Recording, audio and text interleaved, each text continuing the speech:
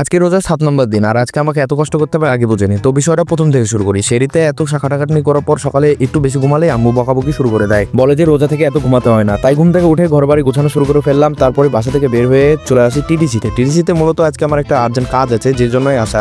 তো সেখানকার কাজ শেষ হলেই বাসায় যাচ্ছিলাম। কিন্তু ভাই একটা কথা, রোজা থেকে সকালে বের হয়েছি বলে এই রোদ আমার একদম অবস্থা খারাপ করে দিয়েছে। তাই হলে যারা রোজা থেকে সকালে কাজের জন্য বেরিয়ে যায় তাদের কি অবস্থা হয়। তারপর বাসায় এসে গোসল পানি দিয়ে রেডি হয়ে যায় মসজিদে যাওয়ার জন্য। জোহরের নামাজ পড়ে বাসায় কিছুক্ষণ থেকে আবার বাসা থেকে বের হয়ে যায়, কারণ আজকে টুইস্ট হলো আজকে জুবাইরের বাড়িতে আমাদের সবারই ইফতারি দাওয়াত আছে। জুবাইরের বাড়ি তো যাবো সন্ধ্যার সময়, কিন্তু বাসা থেকে তো অনেক আগে বেরিয়ে গেছি, কারণ আমি একটা প্ল্যান করি পরন্ত বিকালটা বন্ধু বান্ধব একসাথে দেখবো, যার কারণে একটা সুন্দর প্লেসে চলে আসি যেখানে কেউ থাকে না। এটা মূলত বনালীর ডান দিকে, আর এই জায়গাটাকে মৎস্য গবেষণাগার বলেও থাকে। আর এই জায়গাটা অনেক সুন্দর, আর সত্যি বলতে এই জায়গায় বসে থেকে বিকালের আড্ডা দিতে খুবই ভালো লাগছিল। এভাবে কখন টাইম চলে গেল বুঝতে পারলাম না। তো বিকালটা আমরা এভাবে পার করে ফেলি, তারপর সোজা চলে আসি জুবাইরের বাড়িতে। আজান দিলেই আমরা একসাথে ইফতার করি, আর ইফতারের আইটেমগুলো অনেক বেশি ছিল, বিশেষ করে হালিমটা সেই লেভেলের মজা ছিল।